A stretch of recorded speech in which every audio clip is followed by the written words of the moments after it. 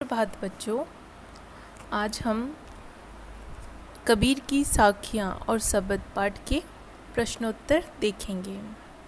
तो अब हम देखते हैं कि जिस प्रकार साखियाँ जो हैं उनसे पहला प्रश्न है कि मानसरोवर से कवि का क्या आशय है।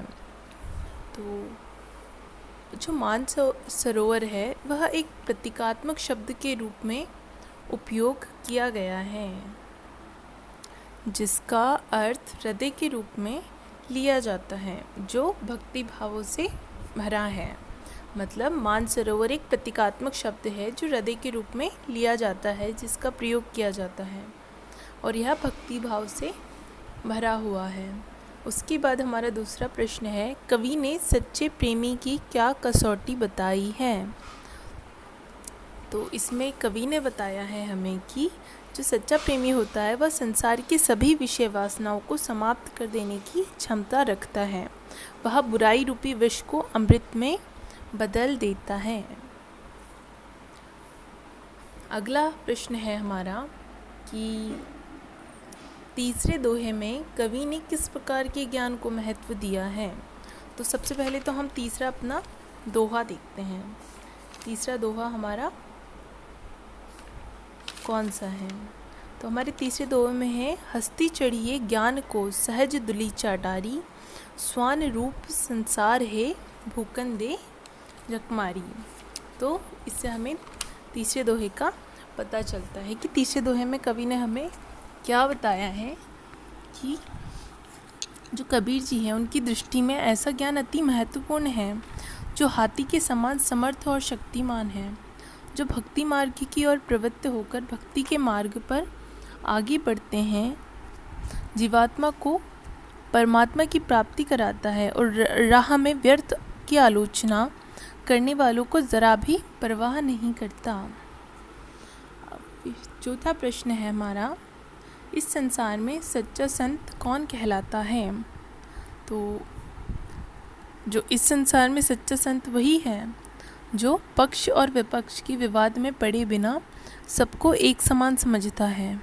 वह लड़ाई झगड़े से दूर रहकर ईश्वर की भक्ति में अपना ध्यान लगाता है और दुनियादारी के झूठे झगड़ों में भी कभी नहीं पड़ता।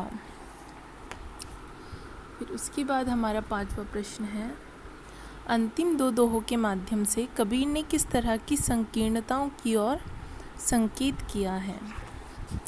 तो जो हमारे अंतिम दोहे हैं दोनों, उसमें कबीर जी ने कहा है कि मनुष्य ईश्वर को पाना चाहता है, पर वह सच्चे और पवित्र मन से ऐसा नहीं करना चाहता। वह दूसरों के बहकावे में आकर आडंबरों के जंजाल को स्वीकार कर लेता है तथा धर्म के अलग अलग आधार बना लेता है। हिंदू काशी से तो मुसलमान काबा से जुड़कर ब्रह्म को पाना चाहते हैं। वे उस ब्रह्म को भिन्न भिन्न नामों से पुकारकर स्वयं को दूसरों से अलग कर लेते हैं। वे भूल जाते हैं कि ब्रह्म एक ही है। जिस प्रकार मोटे आटे से मैदा बनता है पर लोग उन दोनों को अलग मानते हैं, उसी प्रकार मनुष्य अलग अलग धर्म स्वीकार कर परमात्मा के स्वरूप को भी भिन्न भिन्न मानने लगते हैं। जन्म से कोई छोटा बड़ा अच्छा बुरा नहीं होता। हर व्यक्ति अपने कर्मों से जाना पहचाना जाता है और उसी के अनुसार फल प्राप्त करता है। समाज में अपना नाम बनाता है। किसी ऊंचे वंश में उत्पन्न हुआ व्यक्ति यदि बुरे कर्म करे तो वह ऊंचा नहीं कहलाता। नीच कर्म करने वाला नीच ही कहलाता है।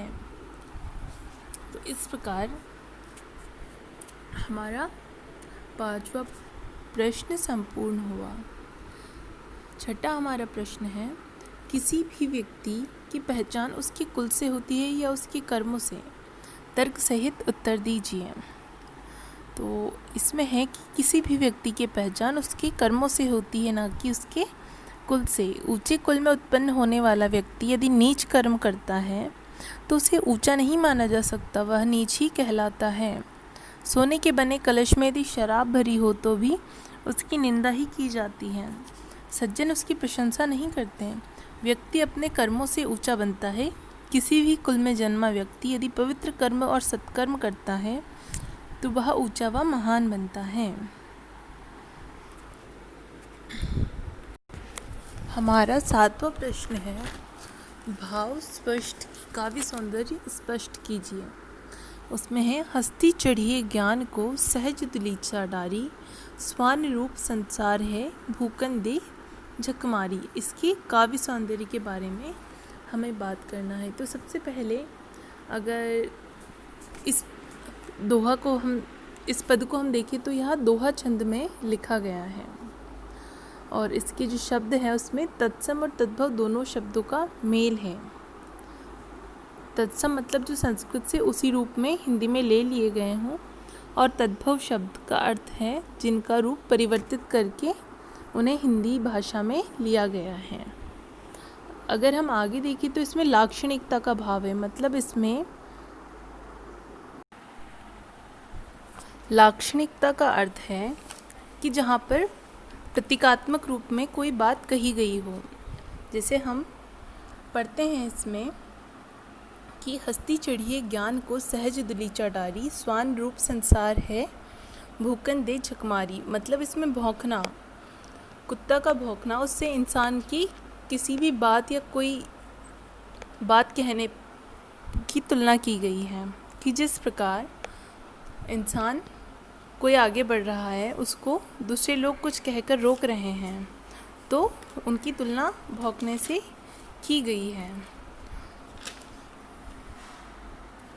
अब अगर हम सबद की बात करें तो हमारा सबद का पहला प्रश्न है, मनुष्य ईश्वर को कहाँ कहाँ ढूंढता फिरता है।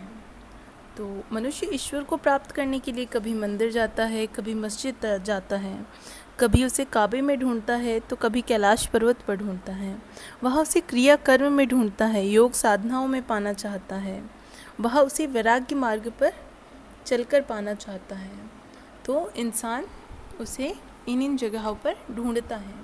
फिर है, कबीर ने ईश्वर प्राप्ति के लिए किन प्रचलित विश्वासों का खंडन किया है।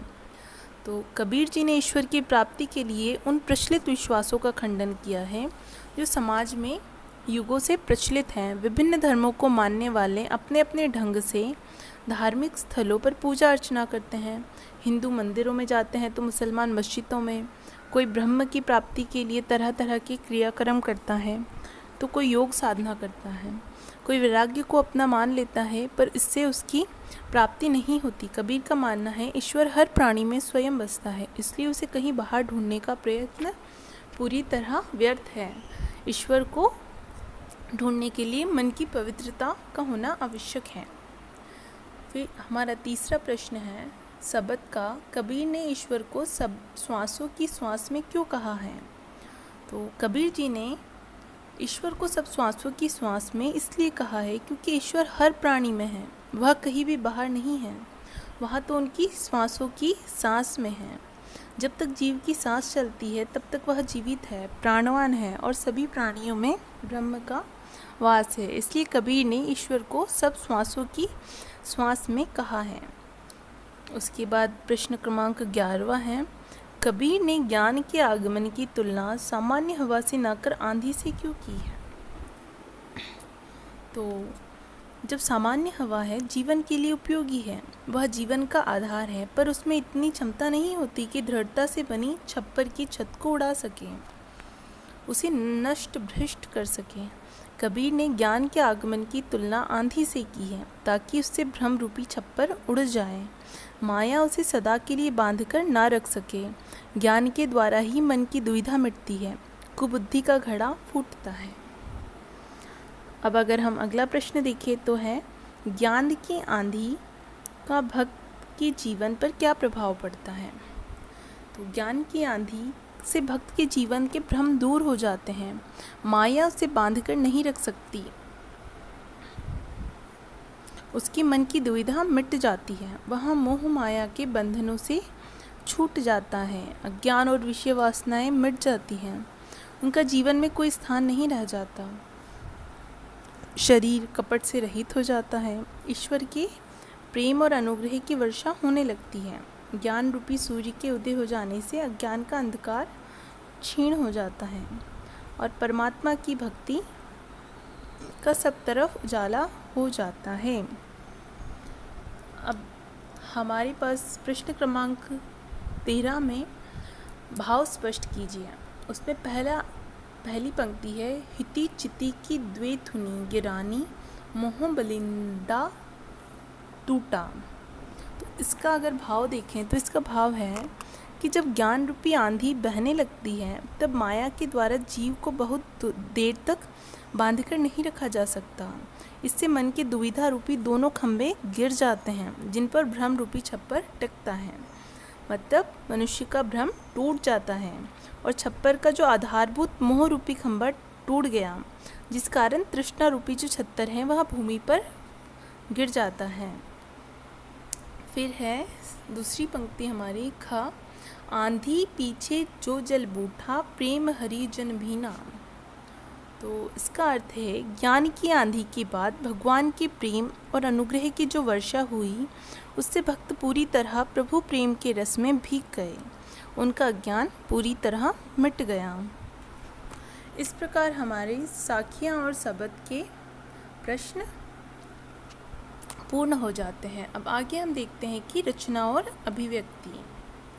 तो संकलित साखियों और पदों के आधार पर कबीर के धार्मिक और सांप्रदायिक सद्भाव संबंधी विचारों पर प्रकाश डालिए। यह आपको खुद से करना है। उसके बाद अगर भाषा अध्ययन की हम बात करें तो भाषा अध्ययन में है कि जो शब्द हैं इनके तत्सम रूप को हमें लिखना है। तो पखा पखी का तत्सम रूप है पक्ष विपक्ष। अनत का है अन्यत्र, जोग का है योग, जुगति का है युक्ति, वैराग का है वैराग्य और निरपक्ष का है निरपेक्ष। तो इस प्रकार हमारा साखियाँ और सबद पाठ संपूर्ण हो गया है।